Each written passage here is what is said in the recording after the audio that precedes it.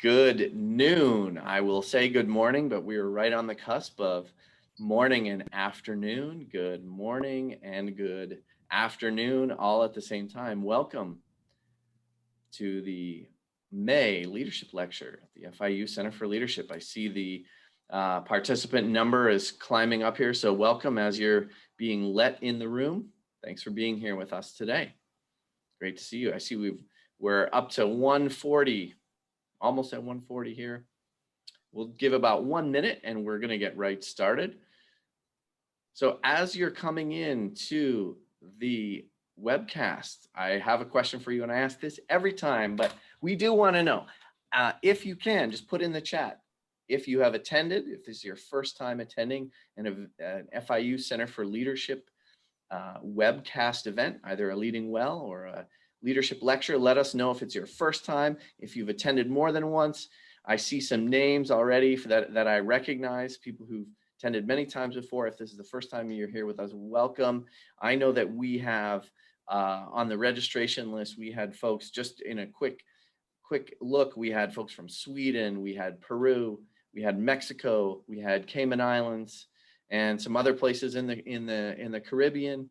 So welcome if you're here from out of country. And also I know from all over the US. I think Canada is here with us today. So great, thanks for being here. Alexandra, second time. Gabriella, first time. Thanks for being here. So if you want to stay connected with us, we will not spam you, I promise. FIU Lead on Twitter and Insta. We've got LinkedIn is probably the place that we're most active. If you go to LinkedIn company, FIU Lead, you'll find us there. You can keep updated on the events that we have coming up. Many of the things that we do are free. And we try and give away as much as we can and really share leadership with our community, not only in Miami and in Florida, throughout the US and really throughout the world. We have had 23 different countries participants attend our actual programs from 23 companies. And I just want to highlight, for those of you who may not be familiar with some of what else we do, in addition to these free events, we do leadership development. This is really our passion. It's one of the things that drives why we exist at the center. Upcoming, I'm announcing here for the very first time a one-day inclusive leadership program on August 31st that will be open to anyone who wants to attend. Of course, there are fees for all of these. We have the Leadership Essentials program, which is for folks who may be just getting their feet wet in terms of formal leadership. We have the Women Leaders program, which is for director, vice president level women. And then we have the High Impact Leadership program, which is open gender, for roughly the same level of folks, coming up in October, November, and December. It has a different format. There are 6 half days for that. And then we have the Leadership Accelerator program for people who are in their frontline managers. So those who are supervising direct reports, coming up in April. We have many other programs as well too, but those are the open enrollment programs that I just wanted to cue you to here before we get started. So who am I? My name is Nathan Hiller. I'm the Executive Director at the Center for Leadership, and I'm flanked by an amazing team who is here with us today. And so I want to give a shout out to the whole team at the FIU Center for Leadership. Why are we here today? We're here today for the leadership lecture, and I'm presuming none of you accidentally stumbled on where we are here today. It is my pleasure to announce our fantastic guest, who is also a longtime friend of mine, Dr. Suzanne Peterson. She is a professor at the Thunderbird Graduate School of Management, which is part of Arizona State University. She is an author, a speaker, and works with executives all over the world as just a fantastic, has won all kinds of teaching awards. So a woman of many, many talents. I'm going to hand it over to her for about 15 or so minutes, and then we're going to have a discussion for the rest of the time. So I have received the questions. A lot of you submitted your questions ahead of time. We're going to try and get to as many as we can. Thank you for doing that. You can also put those in the chat. So without further ado, Dr. Suzanne Peterson, take it away. Thank you, Nathan. And hi, everybody. It really is a pleasure to be here. I'm such a fan of what FIU does. They're so really on that cutting edge of academic work and practical work. And in my experience, everything that they participate in is so relevant and practical for all of us. So happy to be a part of that. For those of you that had a chance to read the article, I've been so glad to see it was so well received. And I think it's something that I knew could be because I saw it all the time. And I'm eager to get to all your questions, but I want to give you just a little bit of background. There's always a few things that are misunderstood when we talk about leadership style and presence and what that means. But I think there's a couple things right out of the gate. One, first of all, it is the most common executive coaching or any kind of coaching scenario out there.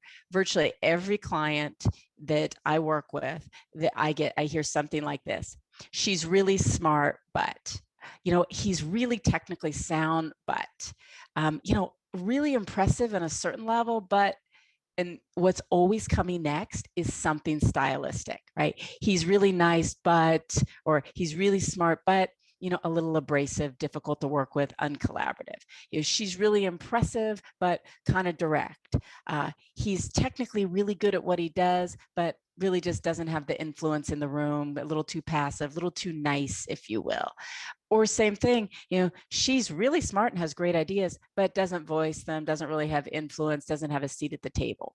There was always something stylistic getting in leaders' ways. And that becomes an unfortunate thing only because the truth is you cannot separate the competence in what you do from the style. It is a contaminator. So no matter how smart you are, no matter how good you are, how technically competent, how pedigreed, experienced, right? All these wonderful things that make you that you bring to the table, if your style gets in the way, and that style, as you heard by those examples, is either you're too powerful, too strong, off-putting, intimidating, difficult to work with, uncollaborative. By the way, it doesn't mean these things are true about you, but something you're doing is giving people that feel. Now, all of a sudden, no matter how good you are, they just don't care as much.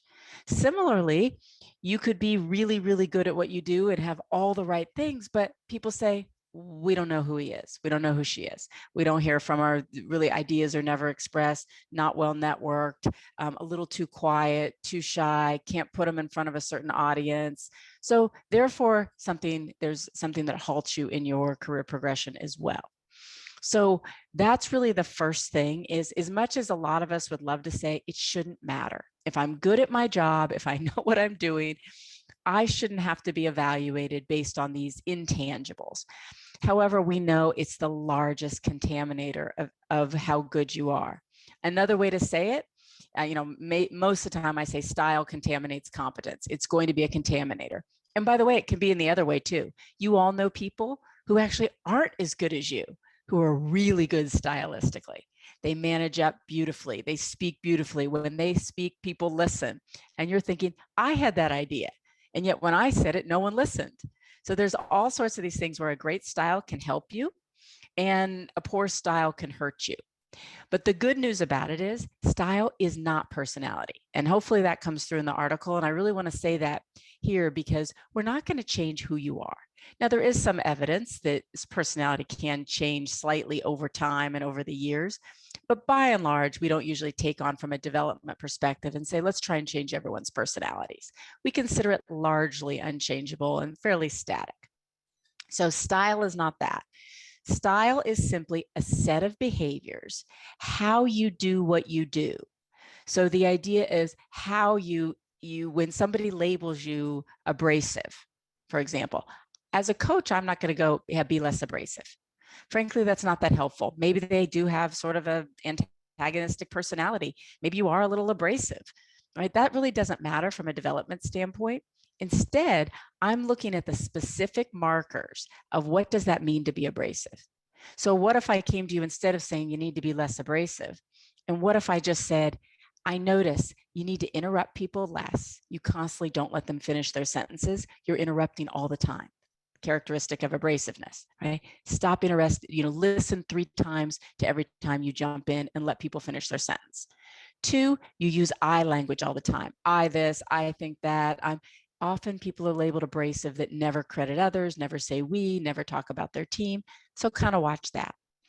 And third, you disagree with people in a very, you'll say things like, I couldn't disagree more, or I'm sorry to push back, but those are abrasive style of language. Instead, why don't you disagree more agreeably? Validate them first and then come in. So say something like this. I completely see where you're coming from. That makes perfect sense. And I think that used to be the common thought. Let me tell you why I see it a little differently. Now you're going to disagree, but you validated them first. So you can see how from a stylistic standpoint, whether the person's abrasive or not as a personality matters very little. I don't want to tackle that. Instead, I went through and found 3 different verbal markers of what is abrasive, and I get that person to just interrupt less, use more we language instead of I, and disagree differently. Now the person is no longer perceived as abrasive. So that's the thing for anybody out there going, I am who I am. I wish I were more influential. I wish I were more charismatic, more engaging, or I wish I were less abrasive or not so direct. Anything like that, don't take it internally as much. Instead, think about what are the markers that equal what you've been labeled. The truth is we get labels because we engage in certain behaviors all the time. When someone's labeled passive, it's because consistently they don't speak up. They have a soft voice. They don't ever disagree. They don't push back, right? They don't ever seek the spotlight, right? They do that consistently. So people says they're passive or differential. It's fine to be passive and differential sometime, but other times we want you to be a little different.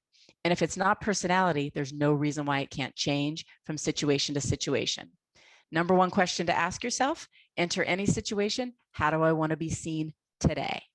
Then when you make that decision, think about the adjective. I want to be seen as a great supporter of this peer in this meeting. That should mean I'm probably not going to talk a lot. I'm going to nod. I'm going to agree with them. I'm going to elevate them. I'm going to say, exactly, we're on the same page. I'm going to do everything I can to elevate them. And on the other hand, if I'm not trying to be seen as a supporter and I'm trying to be seen as the deepest expert in the room, no matter what my personality is, I might say I need to be heard more. I need to make sure I jump in if someone has incorrect information. So I'll push myself to be perceived differently in that meeting. And I'm going to give you one example in a second of how I moved my style from a situation to situation fairly radically, but again, not an authenticity issue, which is important. You can move your style and still be authentic. It's all about range. Right? We have range, some people have a very wide range of like very powerful style to what we call the very attractive style, and they can move within that range and seem quite authentic. Other people, their range is much smaller, so they don't move as far, but they're still considered authentic. And so you have to move within the range that's you and work within that range.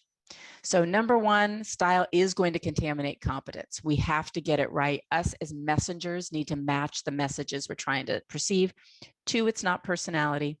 And 3, important piece, where does it come from if it's not personality? Because we do have a general style that we want to move, but most of us come to the table with a general style. It comes from resources. So when you feel resourceful, you tend to behave more powerfully and more confidently. When you lack resources, you behave less powerfully. So what do we mean by resources? When I walk into a situation, if I am the most tenured person, if I have the most experience, the best education, I know all the people in the room, I have the best title, maybe I'm a part of the majority, right? Maybe I'm a white male in a particular culture. All those things give me resources that I'm going to behave more confidently. My nonverbals, my verbals, my eye contact, where I sit, who I talk to, what topics I bring up, whether I use humor, all these things, I feel very powerfully. I have lots of resources. So we'll see the person behave as if they have resources. When we walk into a situation and we feel under-resourced, I'm the most junior, I'm the most least experienced, I'm the only woman, I've only been with the company 6 months, I'm in a new role, I don't really know anyone, I'm not well connected, I don't have that many advocates, right? Whatever it is for you, I'm the only person of color. All those things affect, we feel under-resourced, therefore body language, verbal style, everything changes. And we see you behave a different way. But the important piece of that is when the resource mix changes, we see that change. So that same person that might feel very under-resourced and at work, they're looking down, they're not speaking up, they're sort of hiding, everything says, I do not feel resourceful and my confidence appears low. You put them in a different situation, they all of a sudden are very different.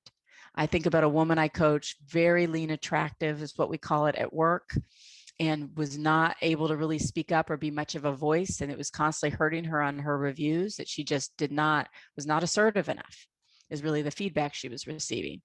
But she used to be a chef prior to her role in technology. When she held a dinner party, she was a totally different person, you would think. She was ordering people around. She was giving toast. She was telling them about the menu, telling people where to sit. She was the CEO of that dinner party. Because why? She felt resourced, right? She felt, who's a better cook than me here? Anyone else been a chef? I know how to entertain. I know how to cook. So all of us have situations we go into and say, I feel pretty under-resourced. I'm going to behave a certain way, but we jump into other ones and we feel a lot of resources. So we behave more confidently. So I make this point because, again, the biggest thing is you have to believe your style can change, right? You can change it from situation to situation. You're doing it all the time. I just want you to bring it to an awareness of, yeah, when I'm really confident, I behave one way, and when I'm less confident, I behave another. So what could I do? Because people will say, but what if I just don't have confidence? That's where I would differ from some of the other research out there. Not differ meaning disagree. The most common one this work would be compared to would be some of the work of Amy Cuddy. Fantastic work, love her work, huge fan. She's more focused on how you feel on the inside. So her work would say you need to do whatever you need to do. She's the sort of famous one on power posing. Do whatever you need to do, jump up and down, right? Throw your arms in the air. You've got to feel a certain way, and then you'll project confidence. My co-authors and I say, yes, that's very true. And we'd like people to feel that. But in absence of being able to feel that, because you can't always make yourself feel that on a dime, we just want people to not, they're not going to see it. If you're fearful, if you're less confident, if you're intimidated, what can you do behaviorally so they don't know it until you actually begin to feel that confidence? So it's more about the outside markers of what people see than it is how you're feeling internally. So let me give you one example, then I'll define the markers and we'll move to a dialogue. So I mentioned you can move all the time. Now, the idea is when I spoke a few years ago, I do a lot of speaking in financial services, large banks. So a few years ago, the same bank, it was a large US bank, said, we want you to speak to two audiences. The audiences could not have been more different. One, group of traders. Next day, group of female technologists. What was the topic? Relationship building. The idea of the traders is traders are difficult, hard to deal with, difficult personalities is what they would say. And they just are bad relationally. People never want to work with them or even take their calls because they're difficult. This is what the leader was saying. So we need to give them some content on how to better build internal relationships. Next day, women frustrated with the glass ceiling in tech, didn't feel they had very powerful advocates and networks, needed relationship building. The point I make, same exact talks. I didn't really focus on my content. I wasn't worried about, oh, what will I talk about? It's the same 10 behaviors, honestly, on how you build internal relationships, albeit with different examples. So I move from that and I simply say, okay, well, number one question, how do I want to be seen? Now, knowing the audience of traders, I know what they care about, time and money, generally is speaking. So if I go up there and stand in front of this audience and say, hi, everybody, I'm Suzanne, I'm a professor in Arizona, I'm going to give you some background and tell you all what I'm going to talk about, you're going to lose them instantly. So I immediately say, what stylistically do they need? They need power, right? They need confidence. They need you very quickly to be able to get to the point. So because of that, I remember they had me literally walk almost down a red carpet to this audience. So I decided, of course, I wasn't completely comfortable because I know this audience was not particularly interested in the topic. Their leader was.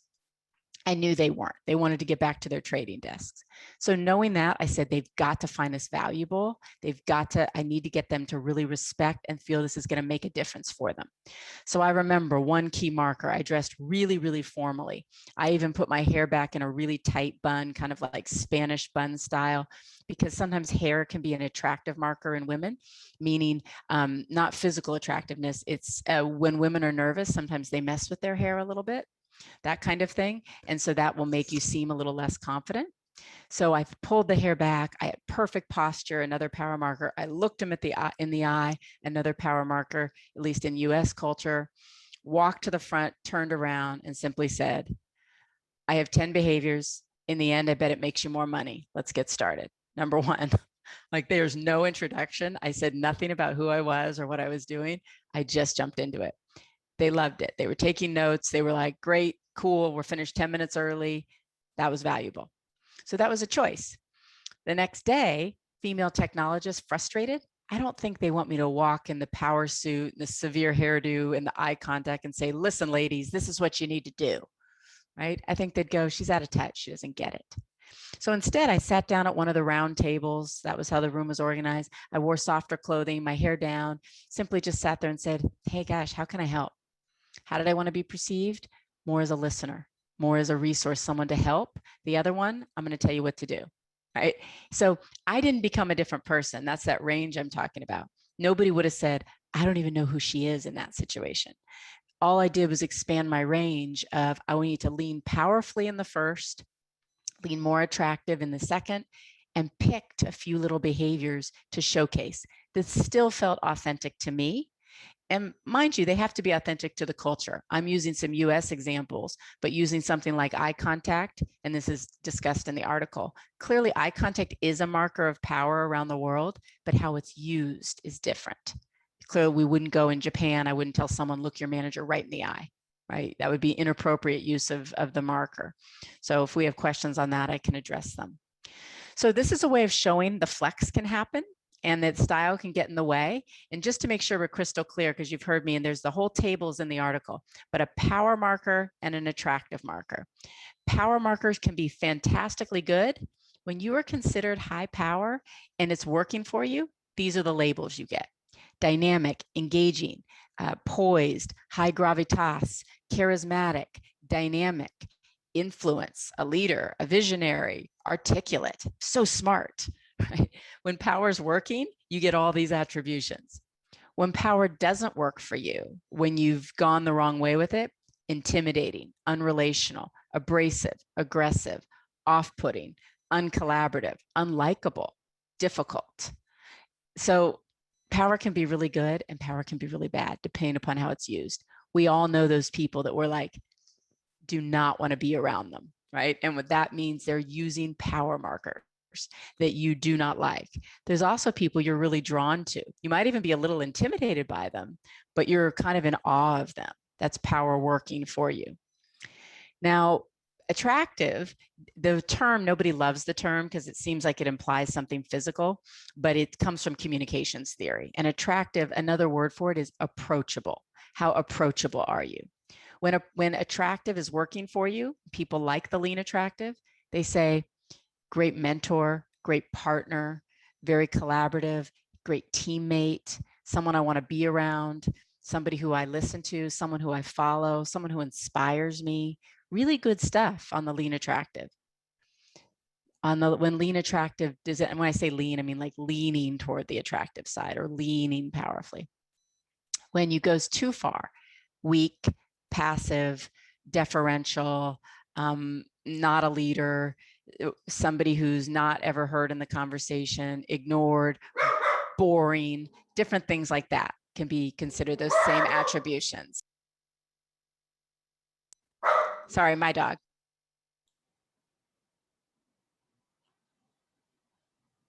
Love it. Yeah, a little real life for you here. Absolutely.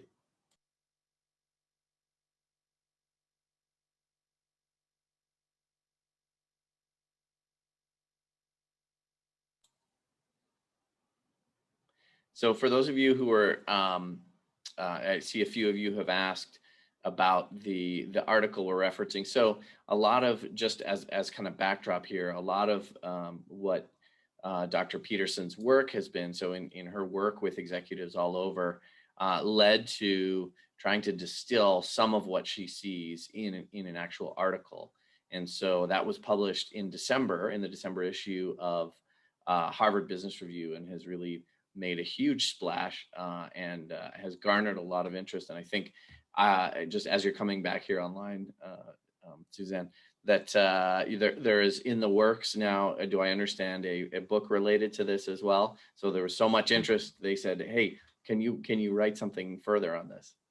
That's right. And we're in the process of doing that outline right now. And a big piece of that I think that people will be drawn to is we are going to take the most common attributions, right? All of us have something that we've been sort of labeled, and we're going to put those out there and really be able to say, okay, this is probably what you're doing that gives you those labels. And then we're going to have you pick the one you wish you would get. Most of us say, I wish I was labeled this if I were to be labeled, and also break down the markers. So the markers are always either what you're doing verbally, what you're doing non-verbally, or contextually. Now, contextually, people always go, tell me more what that is. Usually that is everything from how you dress, where you sit in the room, who you talk to, where you hold an event, meaning it says a big difference if you hold a performance review with somebody over drinks than behind your office at 8 a.m., right? That contextually, one says power, like, listen, show up at 8 a.m. and I have a tough review to give you. The one over drink says, hey, this should probably be, I'm trying to send a signal, don't take this that seriously. So there's some contextual things that we can do to set the tone as well. So those are detailed in the article, but you can, but they'll be a lot more detailed, obviously, in a larger book that'll eventually be out there. So that kind of describes those for you to give you a sense of what they are, and they can be good or bad. So nobody should be sitting there saying, oh, I wish I was powerful, or I wish I was attractive. You need both, is really the truth, because you have to go from situation to situation. If you are all power all the time, right, people find that off-putting. If you're all attractive all the time, people say, you just don't ever get noticed. So it has to be a mix. And I just say, ask yourself that question each time you enter a situation. How do I need to be perceived today? Based upon how we're thinking you need to be perceived, usually it's pretty clear. That says, sounds lean attractive to me, or sounds lean powerful to me, but you'll still stay within your range.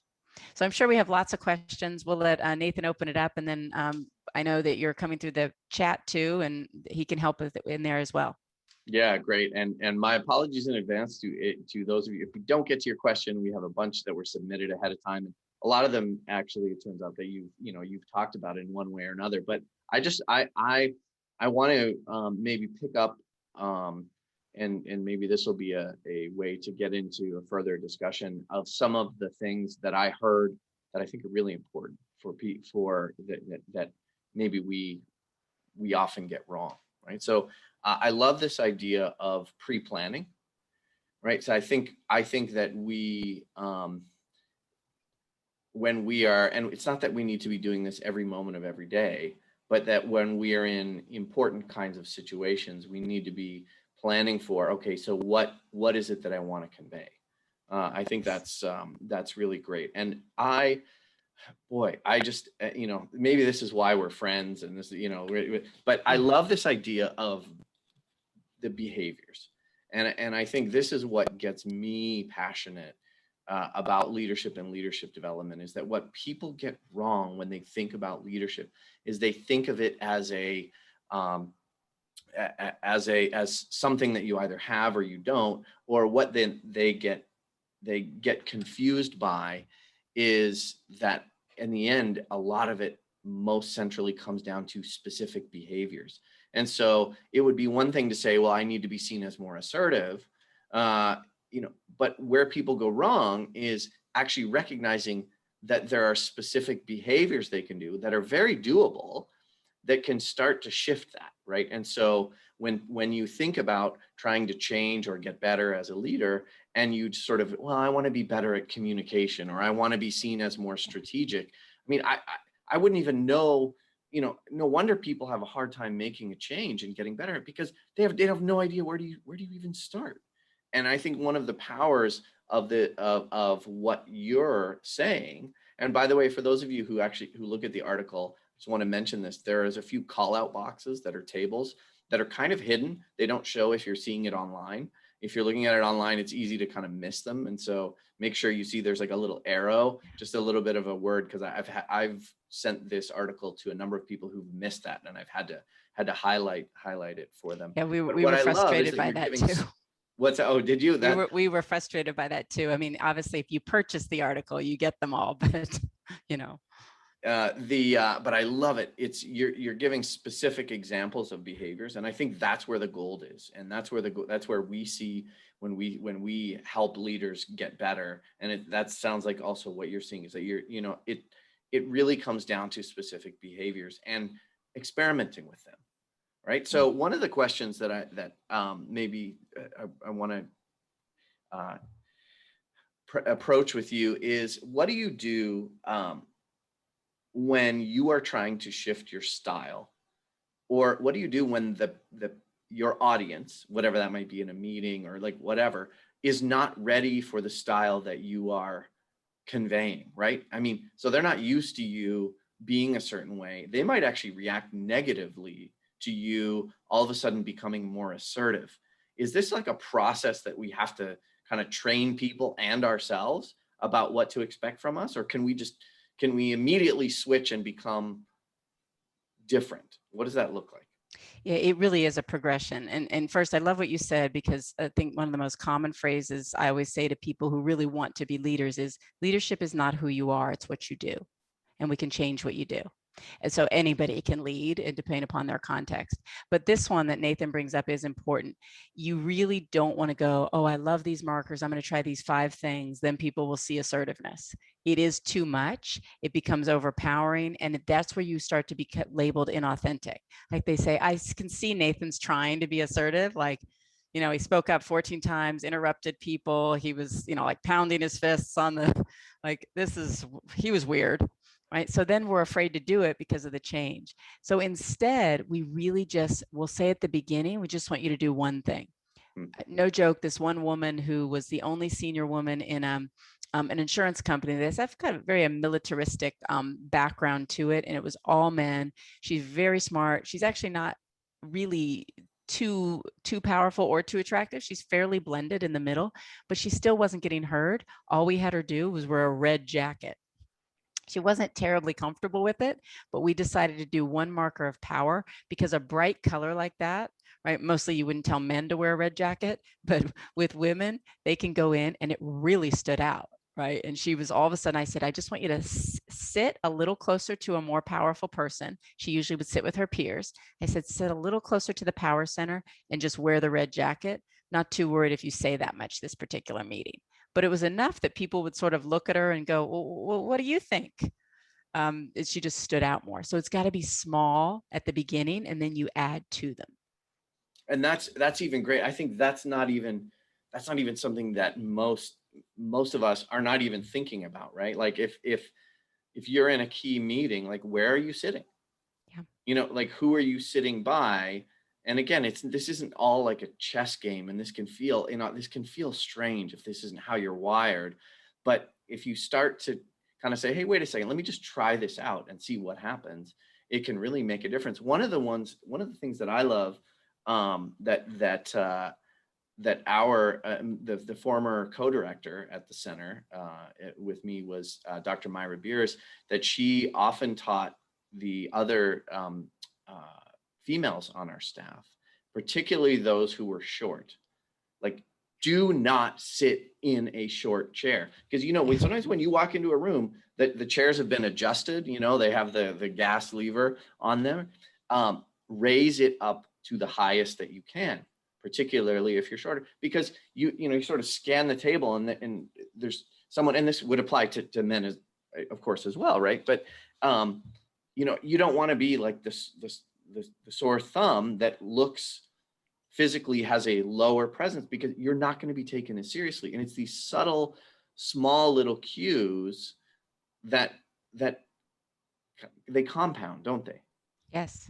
Right. You have usually they do tend to cluster a bit. So the person that's also smaller sits further away, sits on the smaller chair, wears the pale Mm. color, doesn't make eye contact when speaking, softer voice.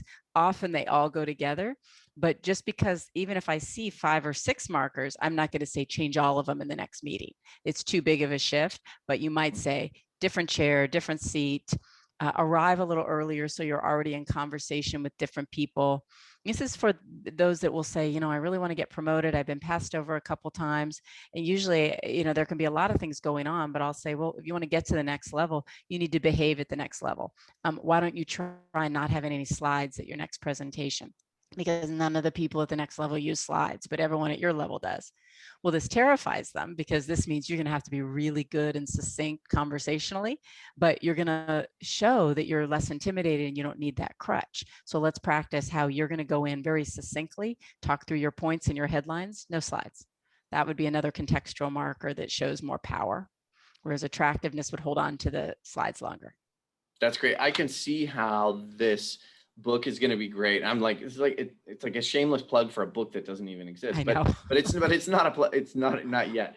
But what I'm getting at is there are so many nuances because you've been living in this world, right? And that I think it's going to be a very helpful book.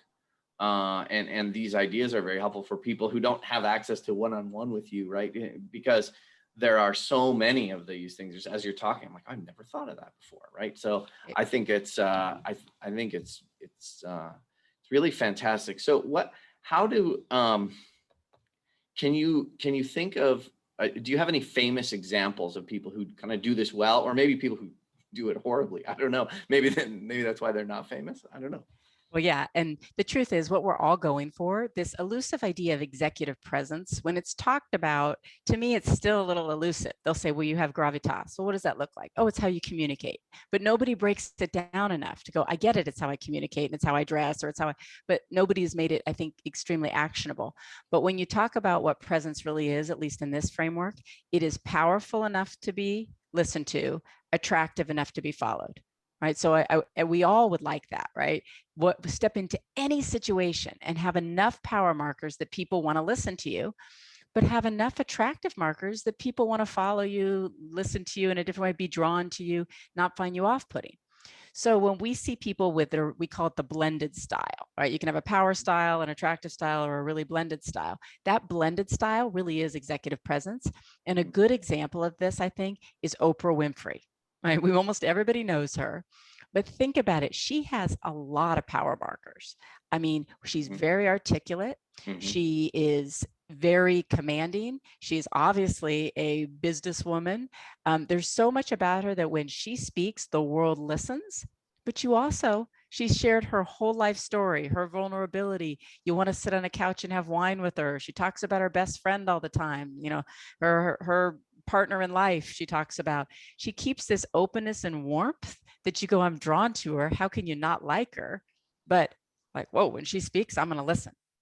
So that's like a great blend. So she might be someone that we could, if we're trying to say, all right, let me sort of try and pick up some of the cues. Yeah.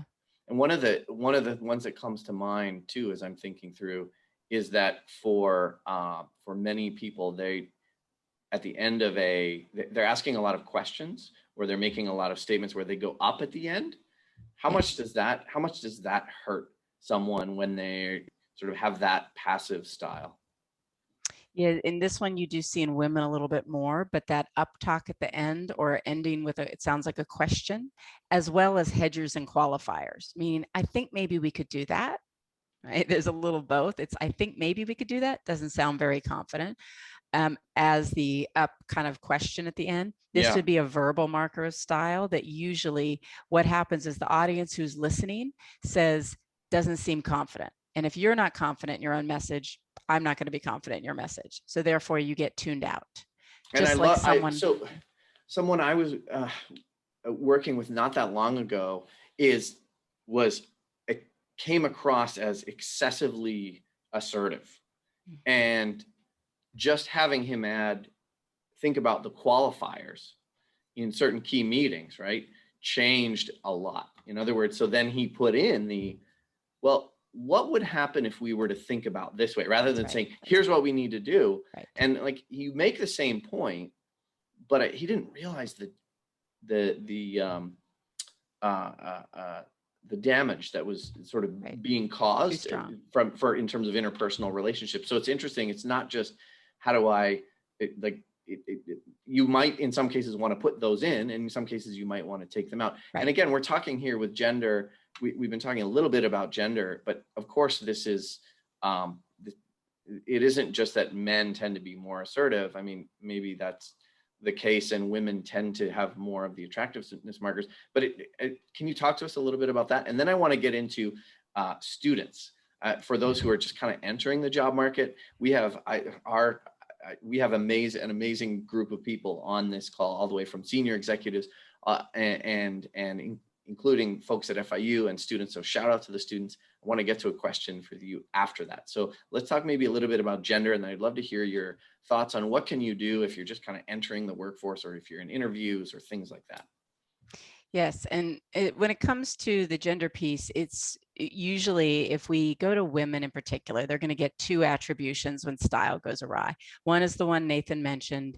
It's too weak, too passive, too deferential, too quiet, something, just not getting noticed in some way. Or it's the opposite.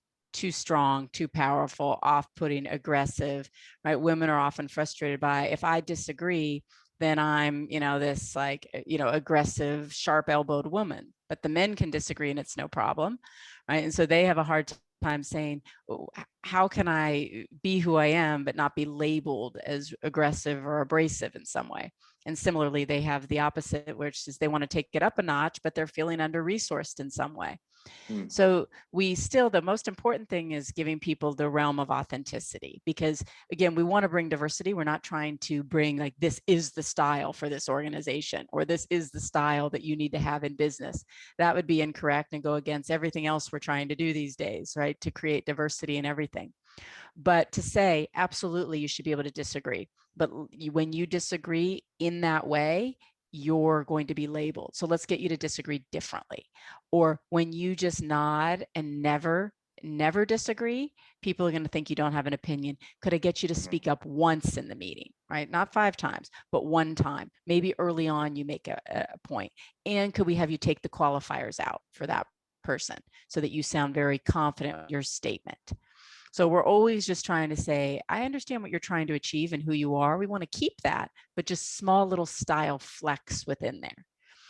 The other most common one, I would say, in addition to getting labeled abrasive, assertive, sometimes people come and say, I think I'm boring, right? Which is kind of a hard one. Like, I don't, maybe you are boring, right? Again, I can't really help that. But you know what boring looks like? Too slow of talk, too much detail, right? These slides that have 65,000 things on them, right? Too much historical background, lead up, people go, come on, come on, come on. Those are fixable, right? Doesn't mean you're a boring person. It means you need more headlines. You need better slides. You need no slides, right? You need to learn how to frame things, how people care about them. Let's just work on how you frame, and you're not going to be considered boring. And maybe we need you to speak a little faster. So something like that can be small things that we'll work on that'll change that attribution completely. So before we get to the student question, so let this kind of intersects with this is, how have you seen this play out in terms of both culture, and these are really separate questions, culture and race? Particularly, one of the questions that we got ahead of time was, how do you navigate this if you're an African American? And there almost seems to be like a narrower range of what's acceptable. And particularly for, this is a sort of a well-known challenge that, say, African American men face, is that how do I not come across, if I'm too assertive, then I come across as scary to people, right? So this interacts with people's expectations about you, and then what does that look like in the context of, and of course, culture there's sort of an infinite number of combinations of possibilities, but what have you seen that you can maybe share with us for a few minutes? Yeah, and we definitely are still fighting against the stereotype piece, right? Whether there's stereotypes on the aggressive woman, on the a more assertive Black man, the too passive woman, the person from China who's too passive, the right. There's all these stereotypes we already assume when people come in. This is the unfair part because we already have expectations, but it's so easy for people to fall right into their narrative if we're not careful. So again, within being who you are, if I work with somebody and I'll go up to them and say, okay, listen, some things we can't help, right? So something like physical stature. Doesn't matter whether the person's Black, white. If I'm working with a man who's 6'5", 6'8", right? He doesn't need a lot of power markers. Like he's got one. Like, so that's usually what happens is you get, I'm thinking of one guy actually I coach right now who's very tall like that. The minute he walks into the room, people listen. So I don't need him verbally to be strong. I don't Yeah. need him to, Yeah. right? Yeah. I actually want him to use attractive markers. So you take what you have and then you say, if that, just like if I'm the CEO, how many power markers do I need? I'm already the CEO, right? So I Yeah. probably would do better with, at least if my employees, on leaning attractive, but maybe with the board, I need to be more powerful. So we might change it that way. Yeah, that's a really important thing to keep in mind. Is like, how do you take with what you're working with and how you want to be perceived? And because sort of some of us are working with these things that are really working in one favor in one way or not. That's fantastic. So if we can jump to the question related to sort of students, Yeah. or what do you do early in your career? Like, how can you think about this when all this discussion about executives or people in key meetings, like this all just sounds really far off? What does this look like for folks who are just entering the workforce or not quite even yet? Yeah, and it's funny because I do work with students with this right away, even very young students. First of all, just like anybody that I am around, within 2 minutes I pick up on their style markers because now I'm so attuned to their nonverbals, verbals. So it's funny. I'll see a student right out of the gate, right, and they'll, hey Suze, what do we do on assignment 4? Like that's a big power marker. Now, personally, it's not that I need them to sit there and go, Dr. Peterson, right? It's not about me. But to be a brand new student out of the gate and to like give me a nickname, like serious power marker. Like I'll go, Yeah. interesting. Wow. And you know what you find in their evaluations? Their peers find them off-putting. They weren't very collaborative. They tried to run the meetings. They never let anybody have a voice. So you start to see it right out of the gate. Interesting. Versus other students who never speak up in class and always want to just come to your office hours, right? And that's okay to have those private conversations, but they're afraid to be heard. So you start to kind of pick up on their style. But I tell them right out of the gate when they say, hey, can I talk to you about interviewing? I only go into the style piece. I'm like, your resume speaks for itself. I do not need you to go in there and reiterate your resume. Your job is to tell them something about you that they don't already see on the paper. And so I say, your job is not to impress the interviewer enough to get to the next person. Your job is to connect stylistically with the interviewer because who's advocating for you to get to the next level? Yeah. So too often they go in, they start talking about all their competence and all the things they've done, everything that's on their resume. They're not very relational at all with the interviewer, who basically says, our culture is really relational and collaborative. And this person just talked about themselves and said how great they were. And so I wasn't really drawn to them. Well, the candidate was thinking, well, don't I need to sell my skill set? But recognize most of that's on the resume already. They're trying to see, do I want to work with you? And so sometimes I think the miss is not assuming, I don't care if that's just an entry level interview, your first one. You should be saying, how do I want to be perceived with this person? And some of you might need to lean more powerfully with them, depending upon, again, where you sit. But sometimes it's just we're looking at the wrong thing. Remember, your competence is one thing, but your style matters. Is there this idea that some folks may be familiar with, of mirroring as being important, right? Like one way to be perceived as likable in a new situation is trying to mirror their body language. Now you have to be a little careful. You don't overly mirror, right? I mean, yeah. But could you? So I'm processing this, and I really don't know what the answer is. But could you mirror their blend? Like, is that something that is worth thinking about? In other words, if they're coming in, or do you want to maybe not, right? Like if they come in with a lot of power markers, should you then be less powerful because they might sort of see it as competent. I don't know. I mean, or No, do you actually an try and interesting mirror the one. same power markers? I don't know. Most of the time, I would say the number one style mistake is leaning too powerfully downward. And I'll describe that because in an interview context, they're not your direct reports, but too powerfully downward and too attractive upward, meaning we're going to be very deferential to those more senior or those who hold power over us, even the interviewer. Right. And we're going to be more powerful for those we hold resources over.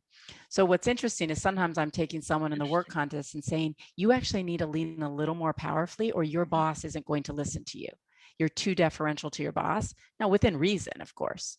And sometimes you're too powerful with your directs. Why aren't you a lot more collaborative and open and warm with your direct reports? But in the interview context, you're right. Sometimes the interviewer might not have a lot of confidence. Right? They could come in a little passive, or you'd say this interviewer is kind of lean attractive. In that case, I would definitely want to mirror them, right? Because as soon as you go too powerfully, they feel intimidated. It's off. They're not going to be drawn to you. And they're the ones making the decision. So right. yeah. Right. Yeah. But if they're powerful, most of the time, if they seem really confident, most of the time that's when you need to match them. Because they're just gonna they won't respect you if you aren't have enough power to meet them as a peer in that conversation, unless it's clear you're being interviewed several levels down and you say, I can tell this person likes to run the show. The smart move is to probably just let them and be more, yeah, that's it's really interesting. I mean, and what is fascinating about this is that it's behavioral. There are ways that we can think about things that we need to do, but we have to remember that this is in a situation with other people. And so it's a bit of a dance, right? Like it's a bit of a kind of being able to read and understand the situation and what is appropriate. And so I love this idea of flex, right? Yeah. Flexing, which is the behavioral flexibility, right? And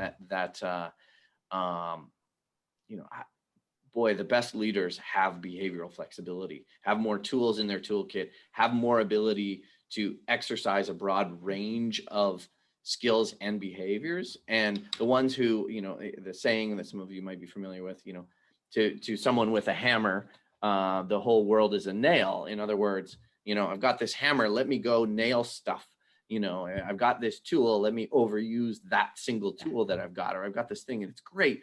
So let me just indiscriminately use that same thing. It's actually, whereas you need a bunch of tools, you need to be able to flex a little bit. You need to have that flexibility. Right. And I think what you're saying is it comes with practice. So, what would you do if you're someone who kind of wants to take some steps and you're not quite sure what to do? What would you recommend that they do if they say, I got some great ideas, but how do I remember all of these? So I will say this recording will be available, and most of our lectures are available on our website. So you will be able to watch it again. But how can people start this journey or continue this journey? Yeah, and I think one other thing, because the resources are completely free to you too, is Harvard also had me do a podcast on IdeaCast, which talks a lot about even style and parenting. Because think about it, we can be a lean, powerful parent. Are you always the autocrat? Are you always no? Are you always skeptical? Do they always go, oh, I don't want to ask mom or dad? Or are you always a pushover, right? That's lean attractive. Or do you flex it and blend it? Right now I need to be seen as the disciplinarian. Tomorrow I'm going to be the best listener. So the podcast on IdeaCast talks a little more about some of the personal stuff, and then they had me do a webcast as well, which is even which will be a longer one of this kind of discussion. Okay. Those can add to it. But let me give you one example, which I think tells you how you can start, because this proves this doesn't matter how junior or senior you are. I work with a guy right now, and I mention him because it hits both on culture and on seniority. So he's Indian, and he is extremely senior in literally one of the world's probably 5 largest companies. So he reports directly to the CEO. He runs M&A and acquisition for one of the biggest companies in the world. So this guy does not need power markers, you would not think. But culturally, he's more deferential. So what feedback does he get from the CEO? It's the CEO's meeting to talk about what companies are we buying this week, but he runs the meeting. 2 things he did. The CEO basically says he's good at what he does, but he needs to take it up a notch. This guy is extremely articulate, could not be more well pedigreed. goes into the meeting. This is how he starts it, because I was able to hear a recording of the meeting to see how he did it. He comes in, he waits for everybody to get there. So he makes the CEO wait until all people are there. So the CEO is kind of like, right, like, why are we waiting? I'm here, you know? So he waits. Then he gets on and he says, hi, everybody. You know, I want to go through the agenda, make sure it's okay with everybody, right? Trying to be very polite. Let's go through, make sure we're okay with it. He does all those things. And then he goes around kind of round robin, lets his team talk, doesn't really weigh in because he's trying to be collaborative with his team. Nothing's wrong with these things in isolation, but the only changes we had him make is, first of all, I say you start every meeting on time as soon as the CEO's there, and do not catch anybody up. Your job in a CEO meeting is not to go, let me tell you where we've been. I know you're a little late here. Just go. So he's like, got it. Starts on time. Secondly, don't ask permission. I get it's the CEO's meeting, your agenda though, right? Yeah. You don't need to ask permission for the agenda. Just say, here's the 5 topics. I'd use the phrase, is this the right order? Does anybody want to hear something first? Right? But lead that meeting. It is your meeting on behalf of the CEO. And when you round robin through your team, let your team talk, but you give the preview. Big picture, we're thinking of buying company X. Here's the pros, here's the cons. Going to send it over to Jerry, who's going to give some of the details of the acquisition finance numbers. But you need to lead those interactions. As soon as he started doing that, but what did he say? I just feel I need to be more deferential to the CEO. Yes, of course, within reason. But why did he hire you? Because you're probably really good at M&A, right? You need to have an opinion, your meeting, your acquisition. He makes the decisions. The CEO will block it, but beyond that, he makes the call, and he's paid to make those tough decisions.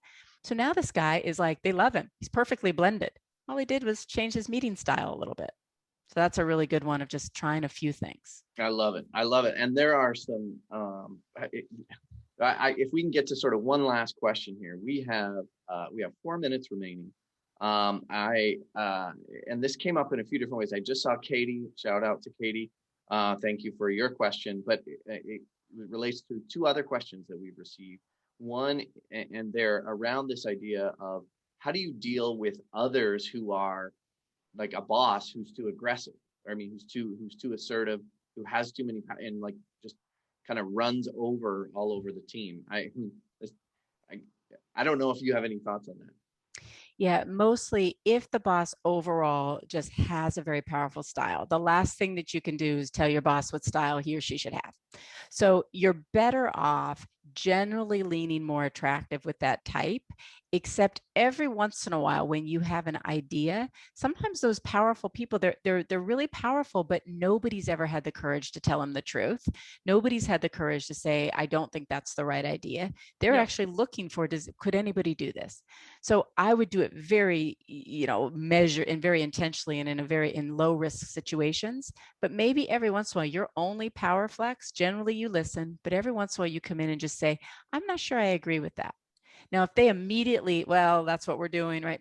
You got to let them have it, but test the waters a little bit. I have an idea. This is what I'm thinking. What do you think? Versus, hey, what do you think we should do here? Power person loves that all day long. Do this. As opposed to, this is what I'm thinking. So it's more about working with their styles than it is working with their style and sort of, you can push back a little bit, but if you are thinking about, you need to give them feedback so that they can change, you're probably barking up the wrong tree, unless it's somehow the very right context and you're a trusted person. But so the emphasis here is work with what you can, with what's within your purview, but that you're probably getting into dangerous territory if you try and give unsolicited feedback around that, unless all of the conditions are right. You're going to probably. Yeah, my only real piece of advice managing upward where you might get listened to more, high power people value brevity. So the quicker your texts are, the quicker your emails, the quicker you say what you want, they tend to listen to those people more. And they go, okay, I can deal with this person. He's brief, he's brilliant, he's out of here. I always tell an example. A senior executive who's a good friend of mine said when he'd get an email that was more than like 2 paragraphs on the long end, he just delete it. He wouldn't even read it. So for those of you who are, the higher you go up, write that email, make it shorter, make it shorter, make it shorter again, and think about, are all those elements necessary in there, because it will gain you credibility, and it also will be much more impactful. Get to the headline. Don't bury, as my friend who's in media, used to work for the Herald, says, why did you bury the headline? Don't bury the headline. So boy, and we've got some great questions, other great questions we're just not going to get to. And thank you. I saw some great, while you were talking, some folks in the chat just said, wow, this was incredible. I want to thank you, Dr. Suzanne Peterson, for your time in sharing some of your expertise with us that I think can really make an impact. So thank you for being here with us today.